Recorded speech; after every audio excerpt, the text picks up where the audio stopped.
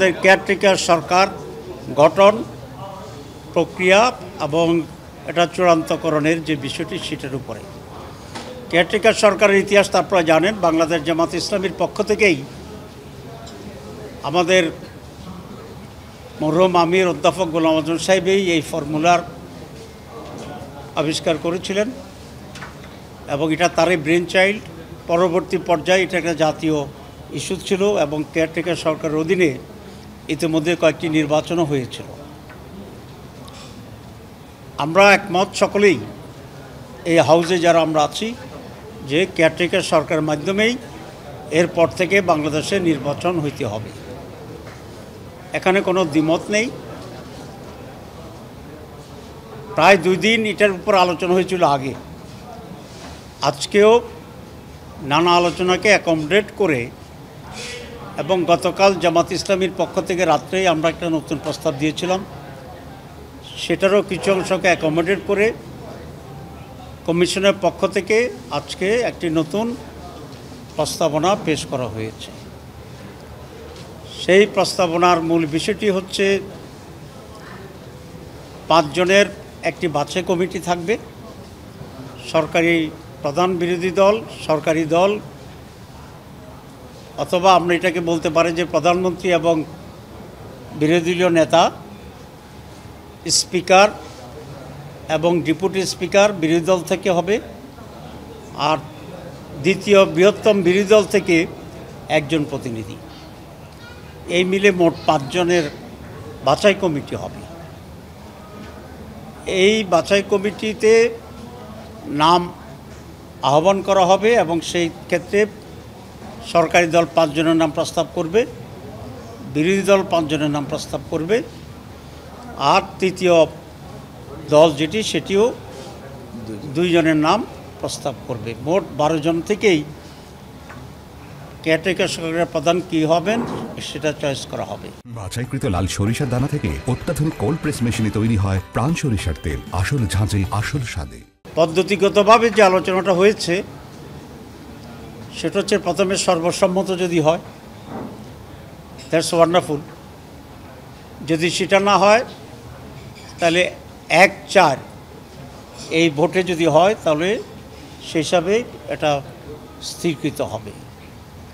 যদি সেটাও না হয় তাহলে একটা র্যাঙ্কড চয়েস যেটাকে বলা হয় প্রেফারেন্সিয়াল ভোট 1, 2, 3 এইভাবে ভোটের মাধ্যমেই হবে। তবে সেখানে বাছাই কমিটিতে যে 5 জন, তার সাথে আরও 2 জন নতুন ভোটার যোগ করা হবে ভোটার হিসাবে।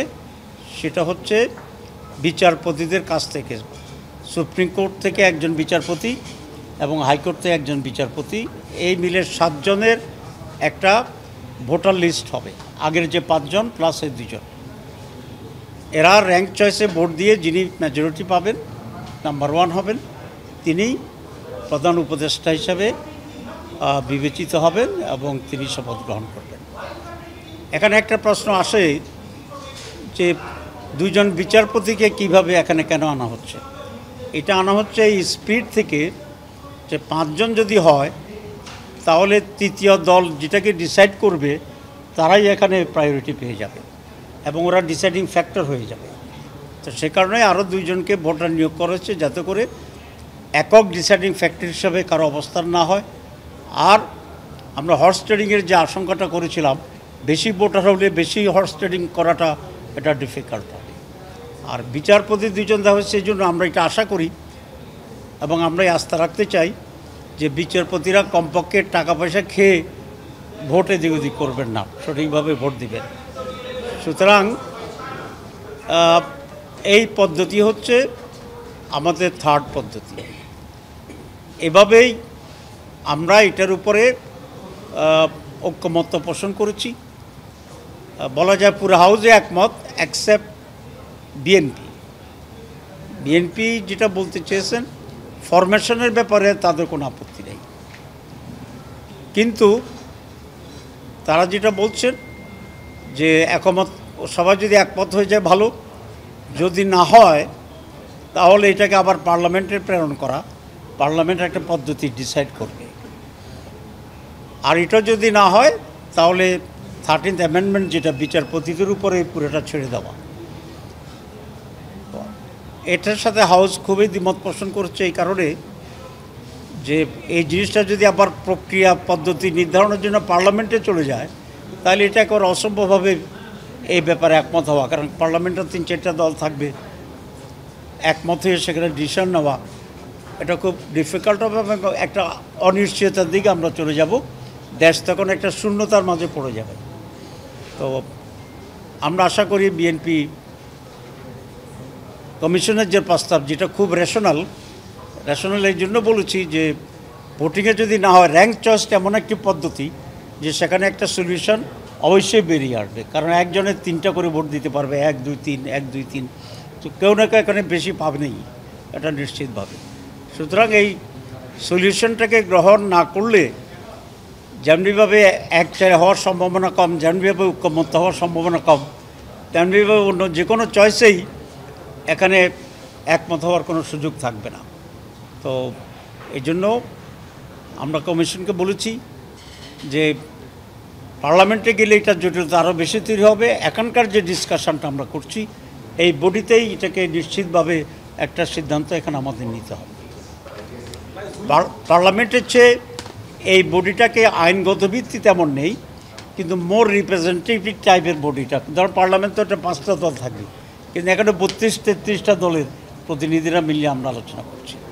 তো সে কারণে আমরা এটা মনে করি যে এখানেই ডিসিশন ফাইনাল করতে হবে এবং প্রথম 1-2 অল্টারনেটিভের পরেই আমরা র্যাঙ্কড চয়েসে যদি চলে যাই, তাহলে অবশ্যই এটার একটা সলিউশন হয়ে যাবে।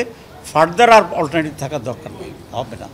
এই হচ্ছে আজকের পরিস্থিতি এবং এ হচ্ছে আমাদের মত। জি, জুলাই সনদের আমরা কপি পেয়েছি। আমরা এটা প্রাথমিকভাবে আমরা দেখেছি, আমরা পড়েছি। আমাদের প্রাথমিক ইমপ্রেশন হচ্ছে এটা একটি অসম্পূর্ণ প্রস্তাবনা।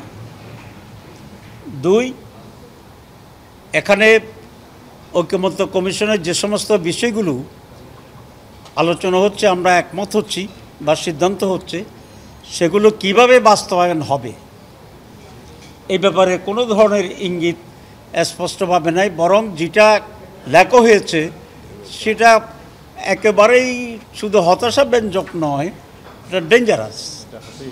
তবে তারা আজকে বলছেন যে এটা আসলে একটু মিস্টেক হয়েছে, ওনারা একটা নমুনা তৈরি করতে গিয়ে এটা লিখেছিলেন, কিন্তু আসলে এটা মূল কথা না। তো যদি মূল কথা না হয় তাহলে তার এটার উপর কমেন্টস করার কিছু নাই। আর যদি মূল কথা হয়, এটা একেবারেই জুলাই স্পিরিটের এত বাইরে যে এটাকে গ্রহণ করার কোনো সুযোগ নেই।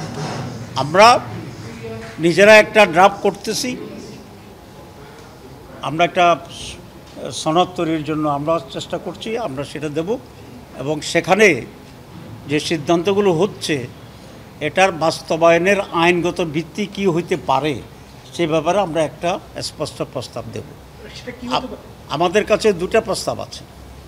একটা হচ্ছে এখানে আপনার বিধিমালা তৈরি করে, যেটা আগে হয়েছিল, জিয়াউর রহমান সাহেব যখন চিফ মার্শাল অ্যাডমিনিস্ট্রেটর হয়েছিলেন, তার থেকে উনি প্রেসিডেন্টের উত্তরণ ঘটিয়েছিলেন, সেখানে একটা গণভোট উনি করেছিলেন এবং গণভোটে যাওয়ার আগে উনি অধ্যাদেশ জারি করেছিলেন।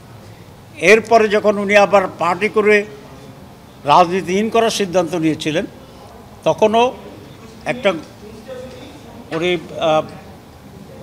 একটা অধ্যাদেশ তখন উনি জারি করেছিলেন এবং এই অধ্যাদেশের ভিত্তিতে নির্বাচন হয়েছিল, উনি ইলেক্টেড হয়েছিলেন, তার দল মেজরিটি পেয়েছিল।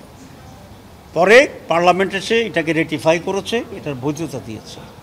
তো আমরা মনে করি এই 2টা পদ্ধতিকেই আমরা গ্রহণ করতে পারি। হয় অধ্যাদেশের মাধ্যমে এটাকে আইনি ভিত্তি দেওয়া এবং পরে যারাই নির্বাচিত হন তারা এটাকে রেটিফাই করবেন, এই কমিটমেন্ট নেওয়া। আর সেটা যদি না হয় তাহলে এটাকে গণভোটে দেওয়া, জনগণই এটার ব্যাপারে চূড়ান্ত সিদ্ধান্ত নেবে। জনগণ যদি গ্রহণ করে তাহলে এই আইনের ভিত্তিতে আগামী নির্বাচন এবং অ্যামেন্ডমেন্টগুলো হবে। আর যদি জনগণ রিজেক্ট করে তাহলে আগের পদ্ধতিতে হবে। সুতরাং এটার একটি আইনি ভিত্তি দিতে হবে এবং এটার জন্য আমাদের আইদার আমি যেটা বলছি অধ্যাদেশ অর গণভোট, এই দুটো হচ্ছে আমাদের প্রস্তাবনা।